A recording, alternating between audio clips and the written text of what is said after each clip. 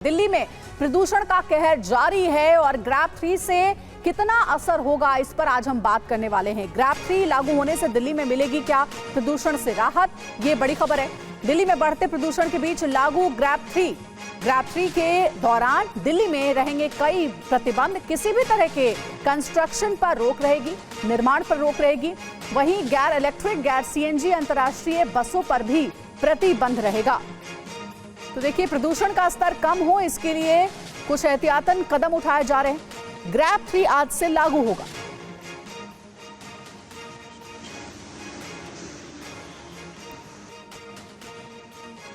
तो इसीलिए इसे दिल्ली में आफतकाल कहा जा रहा है। ग्रैब 3 लागू हो रहा है, किसी भी तरह के निर्माण पर रोक रहेगी इसके तहत और दीवारों पर रंगाई और पुताई नहीं की जा सकेगी। साथ ही ईंट के भट्टे और स्टोन क्रशर पर भी रोक रहेगी। पेट्रोल वाहन, हल्के मोटर पहिया वाहनों पर भी पाबंदी रहेगी। वहीं कोयला की जगह प्राकृतिक गैस का इस्तेमाल किया जाएगा। सार्वजनिक परिवहन को प्रोत्साहित करना भी ग्रैब 3 में शामिल है। सड़क की लगातार सफाई और पानी का छिड़काव भी किया जाएगा ताकि प्रदूषण को कम किया जा सके। दिल्ली में बढ़ते प्रदूषण के बीच सरकार का फैसला, दिल्ली में सभी प्राइमरी स्कूल बंद रखने का फैसला लिया गया है। आज से होंगी ऑनलाइन क्लासेस भी, ये जानकारी मिल रही है। तो ये कुछ कदम उठाए जा रहे हैं, खास करके बच्चों को ध्यान में रखते हुए। जो स्कूल है वो फिलहाल ऑफलाइन क्लासेस नहीं बल्कि ऑनलाइन क्लासेस छात्रों तक पहुंचाएगा और आज से ऑनलाइन क्लासेस होगी।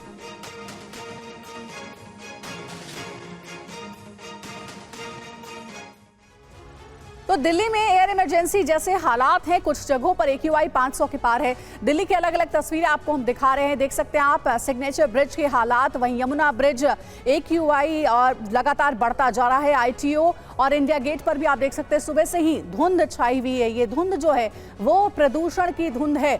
AQI 500 के पार कई जगहों पर पहुंच गए और इसलिए अब ग्रैब 3 लागू किया जा रहा है। दिल्ली में प्रदूषण को लेकर आज अहम बैठक भी होनी है। पर्यावरण मंत्री गोपाल राय ने मीटिंग बुलाई है। आला अधिकारियों के साथ 11:30 बजे बैठक होगी। आज से दिल्ली में लागू हो रहे हैं ग्रैब 3।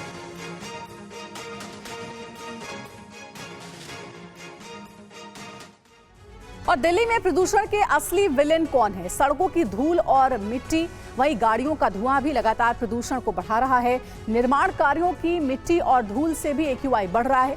फैक्ट्रियों से निकलने वाला धुआं, पास के राज्यों में जल रही पराली, ये कुछ मुख्य वजह हैं जिसकी वजह से AQI बढ़ता जा रहा है। प्रदूषण से कौन प्रभावित है ये भी जानिए। देखिए, हृदय और फेफड़ों के रोगी, इन्हें ज्यादा परेशानी हो रही है। वहीं गर्भवती महिलाओं को भी, 14 से कम उम्र के बच्चों को, बुजुर्गों को। तो प्रदूषण से सबसे ज्यादा प्रभावित कई लोग हैं और इसलिए कुछ एहतियातन कदम उठाए जा रहे हैं। तो आज से ग्रैब 3 लागू हो रहा है। दिल्ली में प्रदूषण से राहत के लिए यह कदम उठाया गया है सरकार की ओर से, जिसमें कई तरीके के नियम हैं। मसलन पॉल्यूशन को कम करने के लिए फैक्ट्रियों से निकलने वाला जो धुआं जिम्मेदार है, इसीलिए कंस्ट्रक्शन का काम भी फिलहाल के लिए रोक दिया गया है। कोयला की जगह प्राकृतिक गैस का इस्तेमाल होगा। तो ये कुछ एहतियातन कदम उठाए गए हैं और कुछ चीजों पर बैन भी लगाया गया। ये देखिए, एक बार फिर से ये दिल्ली की 4 तस्वीरें आपको दिखा रहे हैं। Signature bridge, Yamuna bridge, ITO और इंडिया गेट की ये सुबह की तस्वीर है। आप देख सकते हैं कैसे धुंध की वजह से कुछ भी आसपास क्लियर विजिबल नहीं है, ठीक तरीके से नजर नहीं आ रहा है। और आज ग्रैब 3 भी लागू किया जा रहा है। दिल्ली में एयर इमरजेंसी है, AQI लगातार बढ़ता जा रहा है और इसी को देखते हुए खास करके जो स्कूल हैं वो फिलहाल ऑनलाइन क्लासेस ही देंगे, ऑफलाइन क्लासेस नहीं होगी। और कहा जा रहा है कि कुछ ऐसे ही कदम उठाए गए हैं ग्रैब 3 में, जिसमें कोयला की जगह प्राकृतिक गैस का इस्तेमाल होगा। जो बड़े वाहन है CNG वाले, वो फिलहाल बैन रहेगी।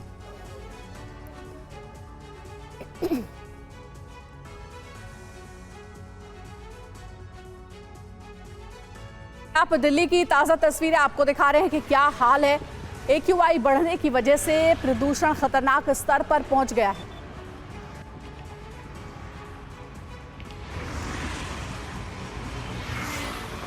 तो आपको लगातार AQI भी बता रहे हैं। देखिए, वजीरपुर का 455 तक AQI पहुंच गया है। दिल्ली के अलग अलग इलाकों में बुरा हाल है पॉल्यूशन की वजह से।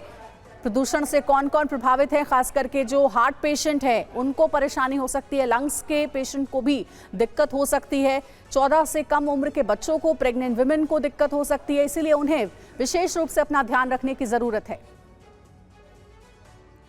और देखिए, इसी बड़ी खबर पर ज्यादा जानकारी के साथ हमारी सहयोगी शालिनी हमारे साथ जुड़ गई हैं। सीधे उनका रुख करेंगे। शालिनी, इस वक्त आप कहां पर मौजूद हैं? जरा आसपास की तस्वीरें दिखाइए। आज से ग्रैब 3 लागू हो रहा है पॉल्यूशन कम करने के लिए।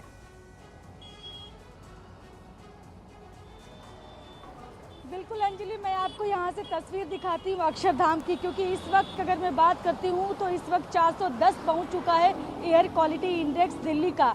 और आप देखेंगे किस तरह की धुंध छाई हुई है दिल्ली में, और जिस तरह के हालात है उसको देखते हुए ग्रैब 3 आज सुबह 8 बजे से लागू कर दिया गया है। ग्रैब 3 के तहत क्या क्या होगा, अगर हम उसकी बात करें तो जो BS3, BS4 जो गाड़ियां हैं, डीजल गाड़ियां, उनका प्रतिबंध रहेगा दिल्ली NCR में। उसके अलावा अगर मैं बात करती हूं तो किसी भी तरह का निर्माण और डिमोलिशन का काम नहीं होगा इस वक्त, क्योंकि जो भी चीज़ें धूल जिनसे हो सकती है, जिनसे पोल्यूशन बढ़ सकता है, उनकी अगर बात करें तो उन सब पर प्रतिबंध लगा दिया गया। उसकी लोडिंग अनलोडिंग भी नहीं होगी, वो चाहे बालू होगी, सीमेंट होगी, मिट्टी होगी, कुछ भी लोडिंग अनलोडिंग नहीं होगी। और जो हालात दिल्ली में बने हुए हैं उसको देखते हुए प्राइमरी जो स्कूल है उसको भी फिलहाल उनको ऑनलाइन कर दिया गया, यानी कि 5th क्लास तक बच्चे जो हैं वो आज स्कूल नहीं जाएंगे, वो ऑनलाइन ही उनकी पढ़ाई हो सकेगी। तो दिल्ली में जिस तरह की स्थिति बन रही है दिवाली के बाद से, पहले ग्रैब 2 लागू किया गया। ग्रैब 2 के तहत भी निर्माण कार्य पर रोक थी। अगर आप निर्माण कार्य अंदर होता है तो उसको ढक के करना था, उसे पानी का छिड़काव लगातार करते रहना था ताकि जो धूल के कण है वो बाहर न जाने पाए। उसके साथ ही पार्किंग चार्जेस भी बढ़ाए जाने की बात थी ताकि लोग ज़्यादा से ज़्यादा पब्लिक कन्वेंस का इस्तेमाल करें, निजी वाहन लेकर बाहर न निकले, क्योंकि यहाँ पर पोल्यूशन की बड़ी वजह एक व्हीकल का पोल्यूशन भी है। इसलिए बात हुई थी कि ज़्यादा से ज़्यादा लोग पब्लिक कन्वेंस का इस्तेमाल करें तो शायद कुछ असर हो सकेगा। तो यही सारी तमाम उपाय, तमाम इंतज़ाम किए जा रहे हैं ताकि दिल्ली की हवा को कुछ ठीक किया जा सके।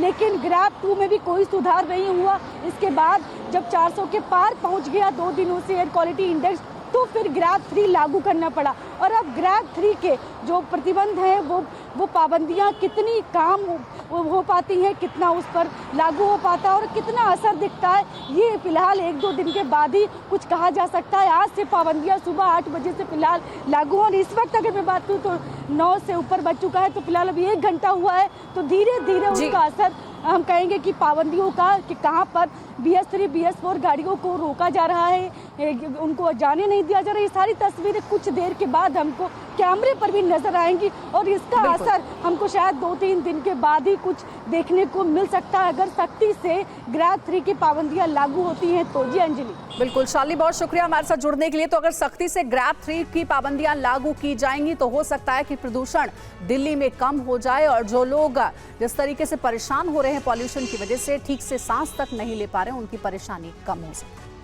बिहार दौरे पर जाने वाले हैं प्रधानमंत्री। जमुई में बिरसा मुंडा जयंती कार्यक्रम में आज वो हिस्सा लेंगे। बिहार को 6,640 करोड़ की सौगात देंगे पीएम।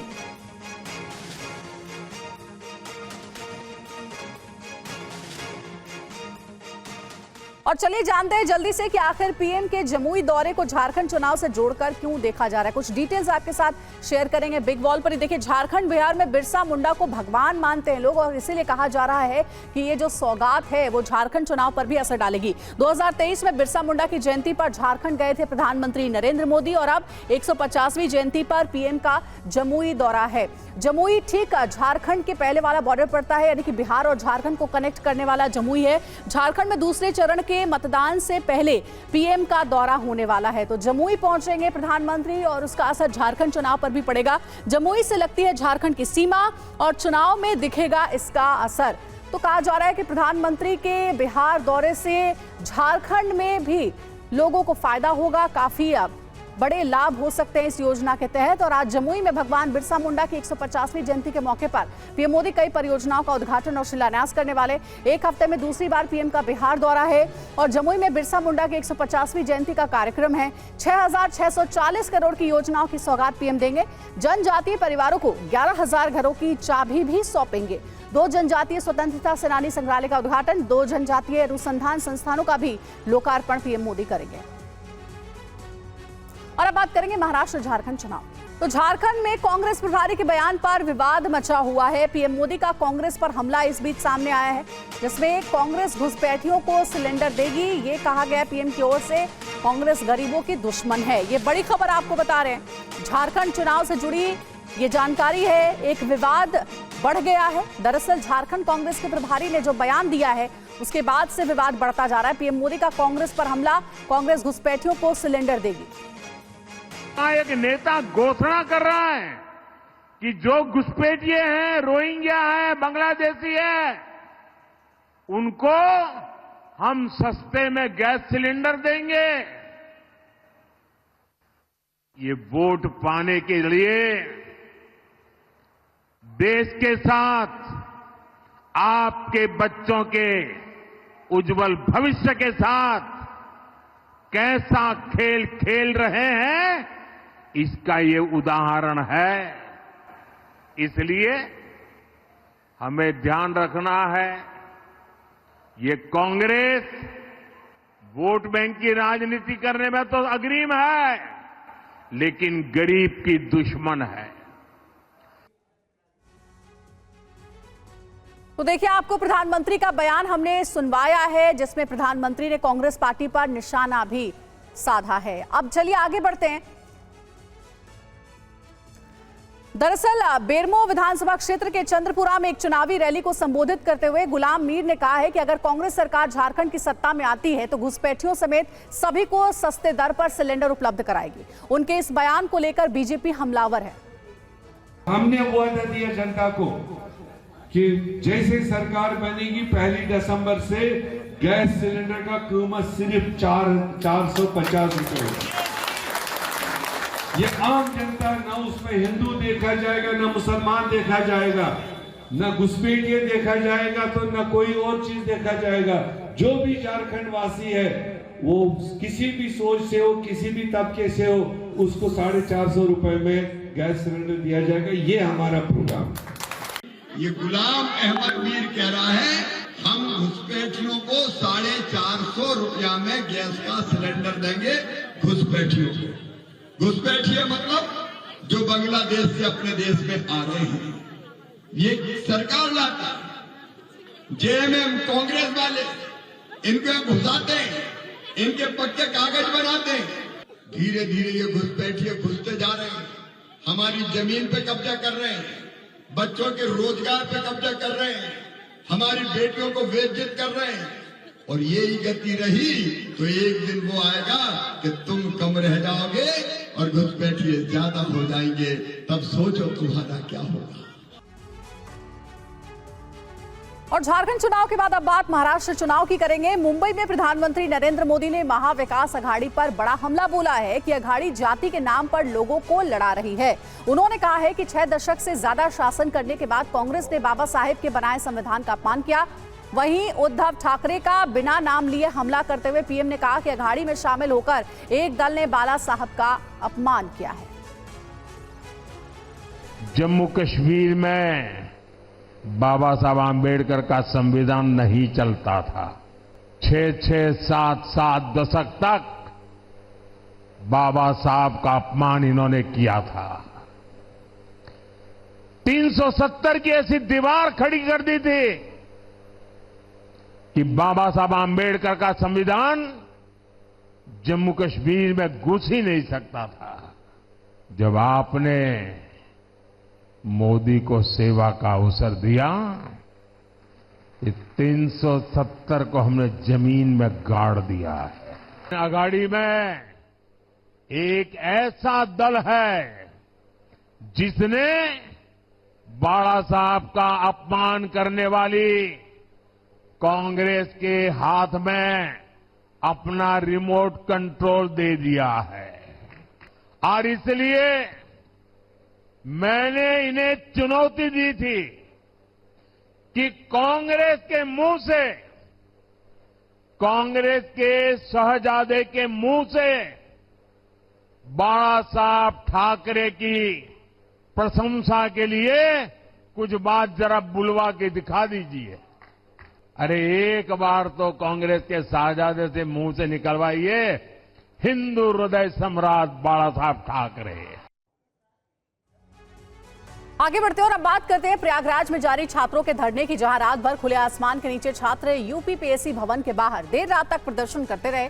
प्रयागराज में प्रतियोगी छात्रों के 4 दिन के प्रदर्शन के बाद Uttar Pradesh public service commission ने पीसीएस प्री परीक्षा अब एक शिफ्ट में करने का ऐलान कर दिया है, लेकिन छात्र अब अपनी दूसरी मांगों को लेकर विरोध प्रदर्शन कर रहे हैं। प्रदर्शनकारी छात्रों की मांग है कि आरओ-एआरओ परीक्षा पर फैसला होने तक वो अपना आंदोलन जारी रखेंगे। साथ ही छात्रों की मांगों को लेकर यूपी के डिप्टी सीएम केशव प्रसाद मौर्य ने कहा है कि छात्रों की मांगें मान ली गई हैं। वहीं समाजवादी पार्टी के राष्ट्रीय अध्यक्ष अखिलेश यादव ने कहा है कि उन्हें समझ में नहीं आ रहा है कि सरकार छात्रों के आंदोलन से क्यों घबरा रही है। हमारे प्रतियोगी छात्र आंदोलनरत थे, उनकी मांग थी कि एक दिन और एक शिफ्ट में परीक्षाओं को संपन्न कराया जाए। नॉर्मलाइजेशन यानी मानकीकरण का वह सब विरोध कर रहे थे। छात्रों की मांग सरकार को उचित लगी है और सरकार ने प्रतियोगी छात्रों की मांगें मान ली है। मैं सभी प्रतियोगी छात्रों से अपील करूंगा कि वह अब पूरी तरह से अपना ध्यान तैयारी में लगाएं। सरकार क्यों घबरा रही है? ये छात्रों का है, पढ़े लिखे बच्चों का है, युवक युवतियों का आंदोलन है। इसको राजनीतिक हम नहीं बनाना चाहते। हमारा समर्थन जरूर है उस मुद्दे को, लेकिन वो यही आरोप लगाएंगे कि राजनीति से प्रेरित ये आंदोलन है। और आरोप भी लगाया उसमें समाजवादी कुछ छात्रों को या समाजवादी संगठन के लोगों को पुलिस ने गिरफ्तार भी कर लिया, लेकिन ये छात्रों का आंदोलन है, ये सरकार को समझना चाहिए। तो अब आपको इससे जुड़ी डिटेल्स बताते हैं आपको कि प्रयागराज में पिछले 5 दिन में क्या क्या हुआ है। दरअसल प्रयागराज में अब तक क्या क्या हुआ इसकी डिटेल देखिए। पहली बात, पीसीएस प्री परीक्षा को लेकर छात्रों की मांग मानी गई।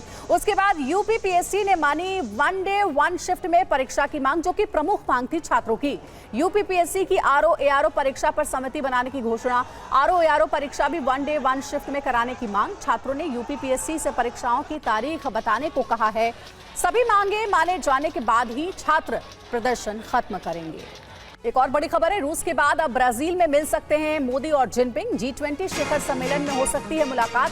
18 से 19 नवंबर को ब्राजील में प्रधानमंत्री नरेंद्र मोदी रहेंगे और उसी दौरान कहा जा रहा है कि ये मुलाकात हो सकती है पीएम मोदी की शी जिनपिंग के साथ, जिसमें कई अहम मुद्दों पर बातचीत संभव है।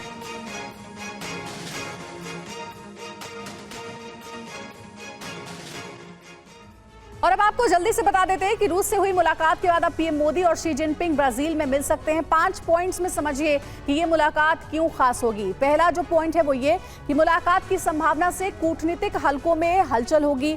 दूसरा पॉइंट, वैश्विक अर्थव्यवस्था सुरक्षा से जुड़ी चुनौतियों के बीच ये बैठक हो रही है। तीसरा पॉइंट है आर्थिक विकास, जलवायु संकट पर चर्चा हो सकती है। दोनों के बीच द्विपक्षीय और बहुपक्षीय बातचीत की उम्मीद है। वहीं मतभेद और विवाद सुलझाने पर भी चर्चा संभव है। और साथ ही एक और जानकारी आपको दे दें, जब रूस से प्रधानमंत्री मोदी और जिनपिंग की रूस में मुलाकात हुई थी तो दोनों के रिश्तों पर उसका क्या असर पड़ा है। कजान में दोनों नेताओं के बीच हुई थी मुलाकात। बातचीत से भारत चीन संबंधों में एक नया मोड़ आया और सीमा पर तनाव कम करने पर सहमति बनी। संवाद को और बेहतर करने पर बात हुई। अपने अपने सैनिकों को पीछे हटाने पर फैसला लिया गया। सीमा पर स्थिरता और शांति के लिए बफर जोन बनाने पर बात हुई। इसका मैसेज क्या गया, संदेश क्या मिला, ये जानिए।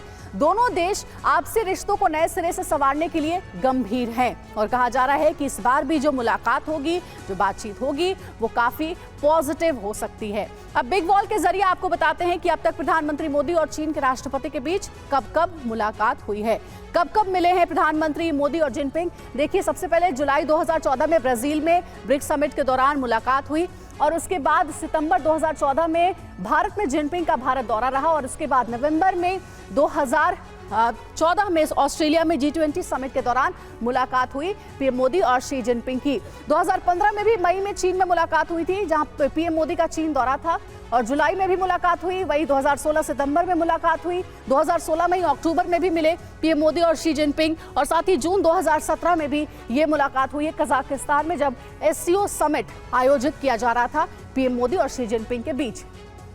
आगे देखिए, जुलाई 2017 में जर्मनी में G20 समिट में पीएम मोदी मिले थे और उसके बाद सितंबर में 2017 में भी चीन में ब्रिक्स समिट के दौरान मुलाकात हुई थी। एक बार फिर से मुलाकात होने जा रही है। और इधर 2018 में अप्रैल के महीने में चीन में शिखर सम्मेलन में भी मुलाकात हुई थी। तो कई दफा मुलाकात हो चुकी है।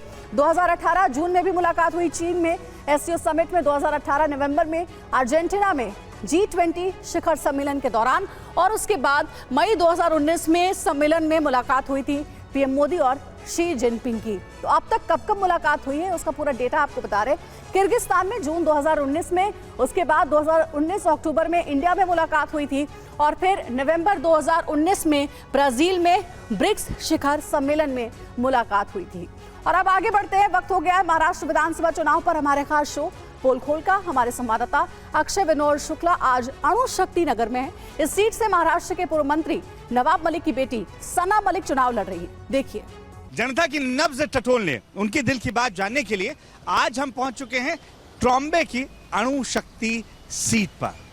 अगर आपको लग रहा है कि मैंने गलती से बॉम्बे को ट्रॉम्बे कह दिया है, तो ऐसा नहीं है। दरअसल इसे ट्रॉम्बे ही कहा जाता है, जो मुंबई में ही स्थित है। और इसकी अणुशक्ति सीट जो है, उसके नाम से आप समझ जाएंगे कि ये न्यूक्लियर पावर है। क्यों ऐसा कहा जाता है? क्योंकि यहाँ पर बार्क यानी कि भाभा एटॉमिक रिसर्च सेंटर स्थापित है। आप समझ सकते हैं, देश का गर्व जिस जगह पर है, उस जगह पर रहने वाले लोगों को क्या अपने विधायक पर गर्व है? यही तो सवाल है। क्योंकि नवाब मलिक जो पिछली बार यहाँ से चुनाव जीत कर आए थे, वो अब यहाँ से चुनाव नहीं लड़ रहे हैं। उन्होंने अपनी सीट बदल दी है और अब वो अबू आजमी के खिलाफ चुनावी मैदान में इसके बाजू वाली विधानसभा सीट पर ही पहुंच गए। और यहां से नवाब मलिक की बेटी सना मलिक चुनावी मैदान में हैं। वहीं दूसरी ओर यहां जाना पहचाना नाम रही स्वरा भास्कर के पति फाहद अहमद चुनावी मैदान पर उतरे हुए हैं। इसके अलावा क्या कोई तीसरा कैंडिडेट है जो इन दोनों को टक्कर दे रहा है? अगर है तो कौन है? ये तमाम सवालों के जवाब जानेंगे। आइए सीधे चलते हैं अणुशक्ति नगर विधानसभा सीट की गलियों में और जानते हैं कि जनता के दिल में क्या है, जनता किस पर बोलती है और किनकी पोल खोलती है। देखिए, अणुशक्ति नगर में जब मैं पहुंच रहा हूं तो यहाँ बहुत सारी चीजें मेरा ध्यान खींच रही हैं। सबसे पहले तो नाम, ट्रॉम्बे सुनने के बाद दिमाग में आता है कि ट्रॉम्बे कैसे, फिर अणुशक्ति, इसके पीछे, सबके पीछे कुछ कहानी तो होती होगी ना। और अभी मैं जहाँ पहुँचा हुआ हूँ, इसको शाहजी नगर के नाम से मैं खोज रहा था, तो मुझे कुछ लोग रास्ता नहीं बता पा रहे थे। इसको आप लोग क्या कहते हैं? इसको हम लोग चीता कैंप कहते हैं। चिता या चीता? चीता कैंप। चीता? हाँ, मतलब चिंता चिता समान है, वो वाली चीता? नहीं, चीता कैंप एक पड़ गया है, CHEETA, चीता कैंप। और इसकी कहानी? एक तो नेवी कैंप है, तो बी कैंप, जैसे ये चीता कैंप। इसकी वजह क्या थी? मतलब चिता कैंप कहने की कोई उस जमाने में शायद खाड़ी वाड़ी था, खाली था, कुछ अंतिम क्रियाक्रम वगैरह भी कर लेते थे शायद। अच्छा, ये शमशान भूमि था कोली लोग का, तो इसलिए उसको चीता कैंप में, चीता जलता था इसलिए उस नंबर चीता कैंप नाम रखा। और ऐसे शाहजी नगर? हाँ, ऐसे ऑफिशियली नाम शाहजी नगर है। लेकिन अभी जो यहाँ आम बोलचाल की भाषा में बोला जाता है, उस नाम से लोग ज़्यादा पहचानते। ठीक बोल रहे हैं ना? जी जी। तो आप लोग यहाँ पे कब से रह रहे हैं? हम लोग 76 में आए थे और समझो जनता कॉलोनी से इधर आए थे हम लोग। 76 राज हो गए, हम लोग यहाँ पे आके 50 साल हो गए, पूरे 50 साल हो गए। 50 साल में आप लोग, मतलब आप ही लोगों ने बसाया एक तरीके से? नहीं, हम लोग को लाके बसा दिया गया है यहाँ पर। तो अब दिल बसा यहाँ पे या? अब्दुल्ला बसा है, क्यों नहीं बसा। थोड़ा पॉलिटिकल मामले में आता हूँ। आप लोग को तो बसा दिया गया, लेकिन अभी कुछ नेता अपने फैमिली को बसाने की कोशिश कर रहे हैं क्या? मतलब अपनी सीट पे किसी को लड़ा रहे हैं, घर के लोगों को। समझ रहे हैं कौन? बेटा बरती सब चलता ही अपने यहाँ पॉलिटिक्स में। बेटी भी है? हाँ, बेटा बेटी मतलब चीज़ें चलती रहती है ना। क्या पिता पर तो भरोसा हुआ था, अब्बू जान तो लोगों ने भरोसा जीता था क्या? नहीं, असल में कैसा होता है, बाज़े मरतबा कुछ ऐसे हालात होते हैं कि आयुर्वेदिक दवाई जैसे होती है ना, अगर नफ़ा नहीं करेगी तो नुकसान भी नहीं करेगी। ये तो हमको पहले से पता है, किसी काम के नहीं है। लेकिन इनसे पहले जो MLA थे तुकाराम काते साहब, जो शिवसेना के उस वक्त के उम्मीदवार थे, और उस वक्त शिवसेना BJP का गठबंधन था, 2014 में वो जीत कर आए थे। उन्होंने एक कम्यूनल माहौल पैदा कर दिया था ऐसे यहाँ पर, एकदम वन साइडेड। यहाँ के लोगों को लेटर नहीं दिया जाता था, यहाँ के लोगों का कोई काम नहीं किया जाता था, एकदम से मतलब बोलते ना हिंदू मुस्लिम वाली राजनीति हो गई थी, इसलिए दोबारा इनको मजबूरन 2019 में जिताना पड़ा, ये जानते हुए भी कि ये किसी काम के नहीं है, कि ये नफ़ा नहीं पहुंचाएंगे तो कम से कम नुकसान तो नहीं पहुंचाएंगे। अच्छा, अभी क्या होगा? अभी मतलब कम्युनल माहौल बनाया गया है यहाँ पे, या अब मामला ठीक है? और नहीं ना, मामला तो अभी तो ठीक ही है। अभी जहाँ तक जनता ने तय किया कि अब हमने 10 साल हमने जो इंडिया के महायुति के जो कैंडिडेट है नवाब भाई को हमने तन मन से काम किए थे, 10 साल में उन्होंने यहाँ पर बस्ती में कुछ काम नहीं किया, विषय मतलब डेवलपमेंट में कुछ काम नहीं हुआ। जो इनके पहले जो नेता लोग थे हमारे गठबंधन के, मतलब जैसा शिवसेना का अमरनाथ पटेल थे, सो अभी उनका इंतकाल हो गया। अमरनाथ पटेल ने बहुत बड़ा काम किया इस बस्ती के अंदर, 84 की बात कर रहा हूँ मैंने। उसके बाद आंसू अडवाणी आए थे, फिर जावेद खान आए थे, फिर अबरानी साहब आए थे, इन्होंने काफ़ी काम किया इन्होंने। आपको पूरा लिस्ट याद है कौन आया कौन काम? अभी अभी अब तो चलिए 5 साल का हम रिपोर्ट कार्ड लेते हैं, 5 साल में काम हुआ? नहीं, 10 साल में, 10 साल पकड़ो, 5 साल में 10 साल, 2 बार 10 साल, 15 साल हो गया जो सेटिंग MLA। हाँ, 10 साल जीते। तो 10 साल में मेरे सामने तो मुझे कुछ लगता नहीं कुछ विकास हुआ, कुछ नहीं हुआ। आपको भी यही लग रहा है? विकास नहीं हुआ 15 साल में। हम लोग भी चाहते हैं ना कि एक ही चेहरा देख देख के बोर हो गए, नया चेहरा लाना चाहते हैं हम लोग। नया चेहरा किसका पसंद आ रहा है? अभी यहाँ तो हवा जो चल रही है फहद की चल रही है, हम लोग चाहते हैं कि फहद को लोग, क्योंकि यंग जनरेशन वाले सब उसको लाइक कर रहे हैं इधर पे। बीजेपी का ये दौर है बेकार बतौर है, ऐसा हिंदू मुस्लिम बस। अरे तो इधर तो महाराष्ट्र में तो, महाराष्ट्र में भी चालू हो गया ना हिंदू मुस्लिम। अभी अभी क्या बोला उसने योगीनाथ ने अमरावती में, कटेंगे तो बटेंगे, बटेंगे तो कटेंगे, कटेंगे तो बटेंगे, बटेंगे तो कटेंगे, बटेंगे तो कटेंगे। तो क्या मतलब है इसका? मतलब बताओ आप बताइए। मैं आप तो, बताओ ना, मुझे नहीं तो मालूम। समझ ही नहीं आया। अरे भाई, हिंदुओं को एक तरफ करना चाहते हैं वो, वैसा नहीं है। ये सेकुलर देश है, तो नहीं होना चाहिए, नहीं होना चाहिए सब। ये सेकुलर है, हर एक को आज़ादी होना चाहिए। मुसलमान एक तरफ है कि नहीं? मुसलमान एक तरफ बोले तो मुसलमान देखो इधर अभी क्या है मालूम है? नहीं चाचा, धीरे से आप ये जो बोले एक तरफ होना चाहिए किसी को भी, या जो काम नहीं, करे नहीं, उसकी अब- तरफ होना चाहिए। देखो मैं क्या बोलता हूँ, हमको जो है ना यहाँ पर बीजेपी से तकलीफ है। आप बताइए मुख्यमंत्री कौन होना चाहिए? मुख्यमंत्री होना चाहिए, मशाल होना चाहिए, नहीं तो कांग्रेस होना चाहिए। मशाल नहीं तो कांग्रेस। हाँ। आपके हिसाब से मुख्यमंत्री कौन होना चाहिए? राजीव गांधी, राष्ट्रवादी, राष्ट्रपति नहीं, हाँ, कौन सा? महायुति, महाविकास आघाड़ी? महाविकास आघाड़ी, राजीव गांधी, यानी कांग्रेस सरकार आना चाहिए, क्योंकि विकास के अंदर वो प्रॉब्लम है। कोई गरीब को कोई मदद नहीं कर सकता, हम मांगने वाले इंसान हैं, हमारे तो कोई मदद नहीं कर सकता है। हम यहाँ के नहीं, हम गुजरात के रहने वाले। गुजरात से यहाँ है? हाँ, गुजरात अच्छा है कि महाराष्ट्र? इसमें महाराष्ट्र में बहुत अच्छा है। सरकार सो रही है कि जागी हुई है अभी? सरकार तो अभी महाराष्ट्र के अंदर अभी सोई हुई है, लोग यहाँ से वहाँ दल बदलते जा रहे हैं। और 2.5 साल वाली जो सरकार थी वो जो पहले आई थी वो जागी थी या जगाई थी या क्या? उदय ठाकरे के दौर पे अच्छे 2.5 साल जो भी चला अच्छा चला था। उसके बाद जो सरकार अभी शिंदे के हाथ पे गई है तो मामला ख़राब कर दिया है। उल्टे सीधे बयान है, पब्लिक को हर जगह जाने आने में दिक्कत है, टेंशन है। अभी हमारे से नौजवान तो कहीं जा नहीं सकते, गाँव खेड़ा या वो क्यों नाम सुन रहे तो आजकल मुसलमान का ज़्यादा ही परेशान है। अच्छा, यहाँ सबसे स्ट्रॉन्ग कैंडिडेट कौन है इलाके में? अभी तो यहाँ कैंडिडेट स्ट्रॉन्ग तो अभी यही शरद पवार का जो कैंडिडेट खड़ा है वही है। अच्छा, शरद पवार का कौन है बता तो दीजिए। अब उसका नाम तो आ रहा नहीं है, फात अहमद नाम नहीं मालूम, लेकिन उधर से वो देंगे तो सिर्फ ऐसे आदमी को देंगे जो राहुल गांधी है, कांग्रेस का बंदा है। उद्धव ठाकरे उनके साथ चले गए तो उद्धव ठाकरे अब हिंदूवादी नहीं लगते क्या? नहीं, अभी तो उन्होंने वहाँ पे पार्टनरशिप कर ली ना राहुल गांधी के साथ में, तो मतलब अब हिंदूवादी नहीं रहे? अभी नहीं है। वो मुसलमानों के खिलाफ नहीं बोलते हैं। अगर मुसलमान को खिलाफ कोई बोलता है, हम तो चाहते हैं हिंदू मुसलमान सब मिल के रहे, ठीक है, एक दूसरे साथ। हम कई सालों से रह रहे हैं, कभी हमारे चितागंज में कोई लफड़ा नहीं, कोई झगड़ा नहीं, लेकिन ये लोग ऐसी राजनीति कर रहे हैं जिसमें फूट डालने की कोशिश कर रहे हैं। ये गलत, तो हम नहीं उस चीज से आगे जाएंगे। आप बढ़िया बोले, बहुत बढ़िया बोले हैं। क्या नाम है आपका? धन्यवाद धन्यवाद। अरे काहे भाग रहे हैं? हाँ, क्या नाम है?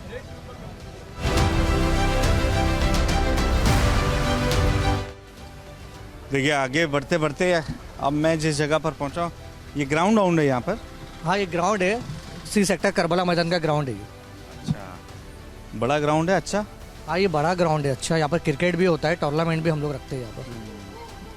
तो अभी आप लोग यहाँ क्या खेलने आए हैं या क्या यहीं रहते हैं? नहीं, हम लोग यहाँ ही रहते हैं। 20 साल से हम लोग यहाँ ही रहते हैं। समझो बचपन हम लोग का चले गया यहाँ पर, यहाँ ही रहते हैं हम लोग। मगर अभी तक डेवलपमेंट कुछ हुआ ही नहीं यहाँ पर। नशे का अड्डा बन गया यहाँ पर, कुछ भी नहीं हुआ।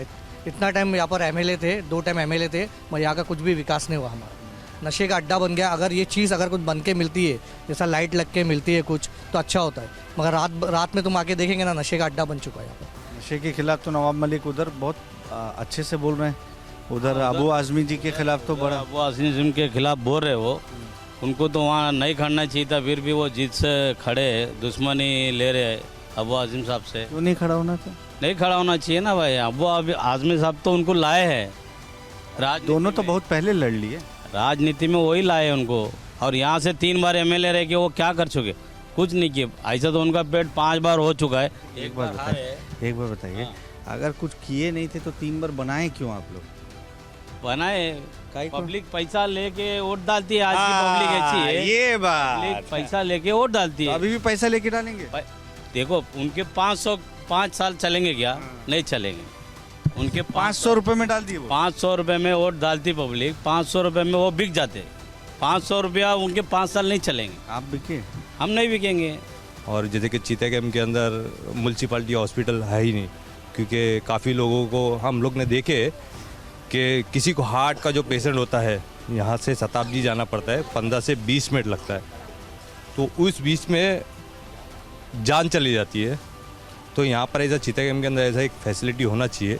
ये बात है, एक बार ताली बजाइए इनके लिए। पहले कोई अच्छा मुद्दा लेकर आए हैं, है ना, कि देखिए ये परेशानी कभी भी किसी के घर आ सकती है। तो ये मुद्दे क्या हुए चाचा? ये मुद्दे लोग उठाते कम है क्या यहाँ पे? बेशक कम उठाते, इसलिए तो ये पोजीशन है इधर। कोई इधर के एमएलए जो है ना, जो भी चुन के आते हैं, एमएलए हो गया, नगर सेवक हो गया, जो भी हो गया, वो क्या है, चुन के आने तक बस हम करते हैं, बाद में कोई पूछता नहीं। पीछे क्यों बोल रहे हैं? मैं देखिए कुछ बात जो थी ये शायरी में बोल रहे थे, बताइए क्या कह रहे थे? सितम करोगे सितम करेंगे, कर्म करोगे कर्म करेंगे, आदमी है हम हब जैसे, जो तुम करोगे वो हम करेंगे। क्या बात है। जो मैं करूँगा वो आप करेंगे। लीजिए डब्बा, लीजिए माइक लीजिए। अब आपको कैसा लग रहा है यहाँ पर आने के बाद? लोगों ने क्या कहा बताइए आप। मुझे तो यही लगा लोगों ने अपने दिल की बात कही है, लेकिन आप मुझे अपने दिल की बात और बताइए। मैं ये कोशिश कर रहा हूँ यही जानने कि आप इधर हो, 18 साल के हो गए हो, आओ इधर हो। वोट दे रहे हो नहीं दे रहे हो? दूंगा ना। पहला वोट है? नहीं, सेकंड है। सेकेंड वोट है। हाँ। तो क्या देख कर देते हो, क्या देख कर नेता चुनते हो? अभी तो फिलहाल अभी ऐसा कोई नेता नहीं है जिसको अपन चुन सकते।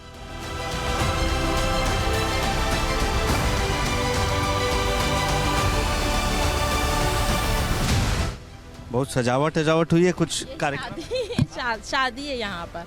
अच्छा, 3 शादी थी, 2 हो गई, 1 बाकी है अभी शादी। अच्छा, एक ही घर में 3 शादी? यस, पीछे। अरे बहुत बहुत बधाई। आपके रिश्तेदार हैं? नहीं, कोई नहीं, बस गली वाले मोहल्ले वाले हैं। तो वो तो सबसे बड़े रिश्तेदार होते हैं। जी, वही रिश्तेदार है। आज के दौर में रिश्तेदार काम नहीं है। नेता काम आते हैं? नेता कौन से नेता? वोट डालने के टाइम नेता काम आते हैं। अभी वोट है, इलेक्शन तो 20 तारीख तक, 8 तारीख तक नेता दिखेंगे। उसके बाद 5 साल भी कोई यहाँ पे झाँकेगा नहीं, कोई नहीं झाँकेगा इधर पे। जैसे कि बच्चों की स्कूल की फीस हो गई तो कोई पूछने नहीं आता। जैसे कि आज के दौर में जो हार्ट पेशेंट निकल रहे हैं उनकी सुविधा नहीं है इधर पर। और जैसे कि रात में म्यूनसिपालिटी हॉस्पिटल में जाते हैं डिलीवरी के लिए, तो वहाँ पर भी कोई सुविधा नहीं है। आप हिंदी बोलते हैं? अच्छा, मैं आता हूँ ना आपके पास, इधर कुर्सी आगे ले आता हूँ। कुर्सी नहीं छोड़ूंगा मैं भी, कुर्सी का लड़ाई चल रहा है ना ही। मैं कुछ नहीं, गाँव से है। कौन सा गाँव है? हमारा मद्रास, चेन्नई। यहाँ पर रूम है ना। तो इधर ही वोट तो इधर देते हैं? हाँ, वोट के लिए आया। वोट डालने के ना, मेरे को ये आधार कार्ड घूम गया। आधार कार्ड घूम गया? लड़का आना तो वो लिख के दे। इधर कोई काम करता है आप लोगों के लिए? नहीं, कोई काम नहीं। नीचे गिर गया, बाहू टूट गया। हाँ, बहुत परेशान है तुम्हारा। कोई मदद भी नहीं करता? लड़का है नाता है, सब कुछ मदद करने का नहीं ना। वो लोग बच्चा पा गया, वाह हो गया, सब हो गया। हाँ, बूढ़ी लोग सब मदद करने गए ना तुम लोग। हाँ, हम तो करेंगे ना। करे कभी। अभी वोट डालेगा तो जाएंगे गाँव। अच्छा, वोट डाल के हाँ देखिए ये होती है जागरूकता कि वोट डालने के लिए। मद्रास से आया ही? चेन्नई में आए हैं, चेन्नई से। इधर आए हैं। चेन्नई से यहाँ पर आए हैं सिर्फ वोट डालने के लिए। वोट डालने के लिए। देखिए ट्रॉम्बे में जो चिता कैंप है वो हमने आपको दिखा दिया, लेकिन अब मैं जिस जगह पर हूँ इसे कस्टम रोड भी कहते हैं। कस्टम क्यों कहते हैं? क्योंकि एक्साइज के अंतर्गत ये पूरा हिस्सा था, इस वजह से वो पहचान यहाँ पे अब कस्टम रोड की बन गई। यही बात है ना? हाँ, custom road Trombay Acura school के बाजू में। तो आप लोग यहीं रहते हैं? हाँ। क्या करते हैं आप? मैं हाउस वाइफ ही हूँ। अच्छा। फोन आ रहा है तो आप ले सकते हैं। अभी चुनाव में कोई बात नहीं। हाँ, चुनाव में क्या पता कोई चुनावी वादा करने के लिए कॉल कर नहीं, ऐसा कुछ नहीं है। करते हैं लेकिन वादा कोई पूरा करता नहीं आज तक कभी किया भी नहीं है। गाना सुना दीजिए, जो वादा किया वो निभाना पड़ेगा। नहीं, कभी निभाते ही नहीं ना। ये गाना सुनाने के लिए बहुत कुछ है। मंत्री येतात, खासदार येतात, आमदार येतात, निवडून देतात आणि आपले खिसे भरतात आणि जे आमचं म्हणजे आम्हाला राशन मिळत नाही